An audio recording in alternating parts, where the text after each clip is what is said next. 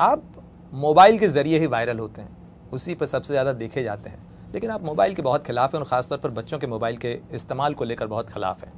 मैं मोबाइल के खिलाफ नहीं हूँ, उसका अपना एक इस्तेमाल है। मैं खुद इतनी डॉक्यूमेंट्रियाँ देखता हूँ, मतलब ये इतना प्यारा इंस्ट्रूमेंट है, लेकिन आप इसे यूज़ कर पाएँ। कहते ना यूज़ और मिसयूज़। अगर आपको नींद नहीं आ रही और आप मोबाइल देख रहे हैं तो फिर मोबाइल आपके लिए जहर है। आप ट्रैवल कर रहे हैं, आपको समय काटना है, आप कुछ विशेष चीज़ें हैं जिनके लिए अगर आप मोबाइल यूज़ कर रहे हैं। मैं आजकल लोगों को देखता हूँ वॉशरूम में मोबाइल लेके जा रहे हैं, मतलब जहाँ, अरे सवाल नहीं, एक आध बार ले गया हूँ ऐसा नहीं ले गया, एक आध बार मैं भी ले गया हूँ, लेकिन फिर मुझे इस बात का एहसास हुआ कि यार मोबाइल लेके वॉशरूम में जा रहे हैं। तो अब वो मोबाइल जो आपको शिक्षा दे सकता है, जैसे मैंने सूर्य नमस्कार मोबाइल से ही सीखा, सुबह लगाया और बाबा रामदेव जी करते हैं और उनके साथ मैंने भी किया। तो मेरा ये कहना है कि इस मोबाइल का मिसयूज़ ना किया जाए, वरना वो आपके सोचने की क्षमता को मार देगा। जब आप पूजा कर रहे हैं, जब आप पढ़ाई कर रहे हैं, प्रेम कर रहे हैं, तो आप इससे दूर रहें, नहीं तो ये आपके सोचने की क्षमता को मार देगा और आपका पूरा जीवन नर्क बना देगा। लेकिन युवा जो आपके पास आ रहे हैं, आप बहुत सालों से पढ़ा रहे हैं, क्या मोबाइल का बदलाव व्यवहार में जो युवा पढ़ने के लिए आ रहे हैं या यूपीएससी एस्पिरेंट बनने के लिए बनते हुए आपके पास आ रहे हैं, उनमें आपको नज़र आ रहा है मोबाइल का बदलाव, मोबाइल का असर? बहुत बिल्कुल असर दिखाई पड़ रहा है। जैसे मैं देखता हूँ कि 2005-6 आसपास जो जनरेशन थी वो क्लास में इंटरैक्ट करती थी, बोलती थी, सवाल करती थी, और ये चीज़ 2015 तक था। लेकिन कोरोना के बाद से जो जनरेशन आ रही है, ये क्लास में शांत होकर बैठ रही है। 400 बच्चा, 500 बच्चा, 2.5 घंटे टीचर बोल रहा है, इसको सवाल ही नहीं पूछना। और सवाल ना पूछना ये मरे हुए दिमाग की निशानी है, क्योंकि जब आप 2.5 घंटे बोलते हैं तो ऐसा हो ही नहीं सकता कि आपके मन में कोई क्यूरियोसिटी ना उठे। मैं एक छोटी सी बात बोलता हूँ। महमूद गजनी हिंदुस्तान आया, सेना लेकर आया, मोहम्मद गौरी सेना लेकर आया, बाबर सेना लेकर आया, तैमूर सेना लेकर आया, नादिर सेना लेकर आया, अब्दाली सेना लेकर आया, लेकिन रॉबर्ट क्लाइव ये तो व्यापारी थे।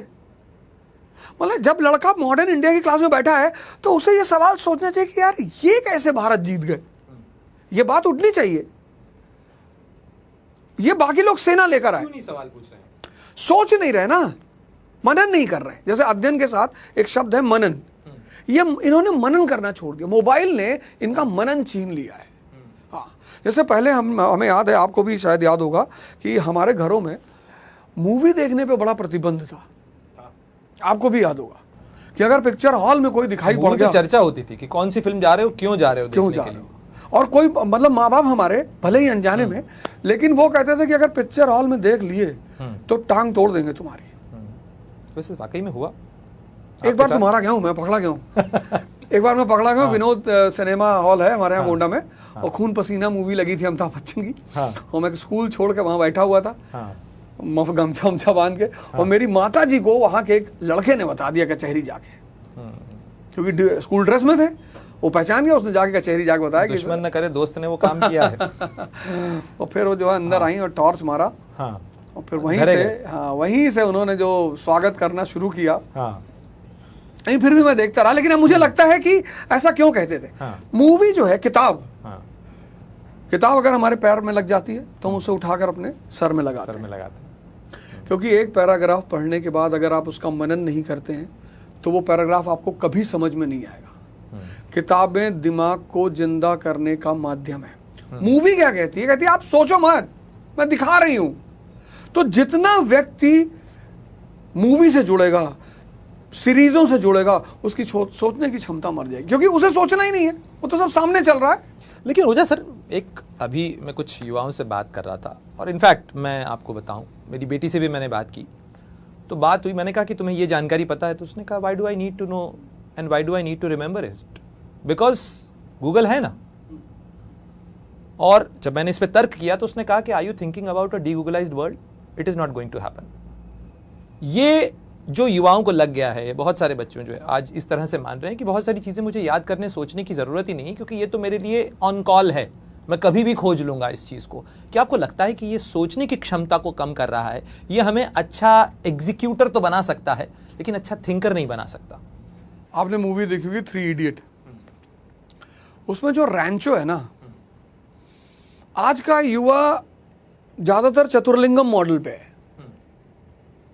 चतुर्लिंगम को टॉप करना है, चतुर्लिंगम को सबसे अच्छी नौकरी करनी है, चतुर्लिंगम चाहता कि पूरा स्कूल उसे जिल्ले इलाही करे, मतलब हर जगह वो सुप्रीम रहे। लेकिन उसका दिमाग डिस्टर्ब है। जब वो स्पीच देने जाता है, वो दुबे लाइब्रेरियन उससे कहता है कि मैं आपको एक बार स्पीच पढ़ के सुनाता हूं। कहता जानना नहीं है दुबे जी, रट लिया है। फिर वो चमत्कार का बलात्कार करता है। रैंचो जो है वो एक ऐसा कैरेक्टर है जिसकी समझ की क्षमता बहुत हाई है। मैं भी कहता हूं सब जानने की जरूरत नहीं है, सब कुछ रटने की जरूरत नहीं है। अब किसी का एड्रेस रटने की क्या जरूरत है, लेकिन समझने की तो जरूरत हमेशा रहेगी ना। ठीक है, आपको ठीक है, स्टालिन के पिता का नाम जानने की जरूरत नहीं, आप गूगल करोगे आप जान लोगे। लेकिन रशियन रेवोल्यूशन, क्रांतियां क्यों होती हैं, यह समझ तो आपके पास होनी चाहिए। अर्थव्यवस्था साम्राज्य की जननी है, जो इकोनॉमिक शक्ति होगा वही राजनीतिक शक्ति होगा। यह बात समझना तो जरूरी है ना। तो रटना किसी चीज को वो अलग बात है, किसी चीज को समझना। सर, आप शिक्षा जगत से इतने समय से जुड़े हुए हैं, जो हमारी शिक्षा है, जो परफॉर्मेंस का प्रेशर है, वो उससे छात्रों को, बच्चों को इंसुलेट करना नामुमकिन है। और अब तकनीक इतनी ज्यादा आ चुकी है, अब हम एआई के भी ह्यूमनाइजर्स के ऊपर आ गए हैं कि एआई पे टेक्स्ट लिखिए और उसको ह्यूमनाइज कर लीजिए, ताकि शिक्षक को यह पता लगे कि ये इसने खुद लिखा होगा। इसका क्या जवाब? टेक्नोलॉजी हमेशा से मनुष्य के विकास का कारक रही है और अंततः विनाश का कारण रही है।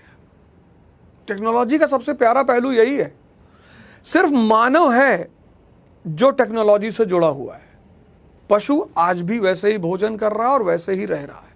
वृक्षों को तो कोई, वो अपने आप को थोड़ा इवॉल्व करते हैं, पर टेक्नोलॉजी से उनका कोई लेना देना नहीं। मानव है जिसके पास टेक्नोलॉजी जैसा एक वरदान है। यही टेक्नोलॉजी उसके लिए वरदान बनती है और यही टेक्नोलॉजी उसके लिए अभिशाप बनती है। ये एआई हमारे लिए कितना काम का है, कितनी बड़ी चीज है। लेकिन मैंने एक मूवी देखी थी, रोबोट, चिट्टी।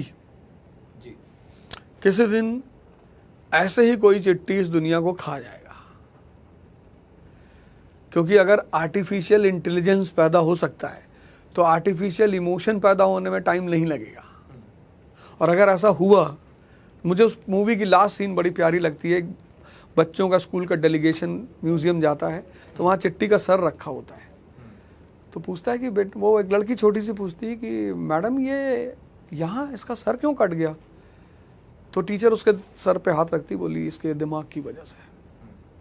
तो ऐसा ही कुछ, अगर मानव कितना भी यंत्र बना ले, लेकिन अगर वो यंत्र के अधीन हुआ, जब तक वो उसका मालिक है तब तक वो यंत्र को चलाएगा। जिस दिन वो उसके अधीन हुआ, यंत्र उसे खत्म कर देगा। अगर आप ये वीडियो YouTube पर देख रहे हैं तो हमारे चैनल को सब्सक्राइब करें और बेल आइकन को दबाना ना भूलें। अगर आप Facebook पर ये वीडियो देख रहे हैं तो हमारे पेज को लाइक करें।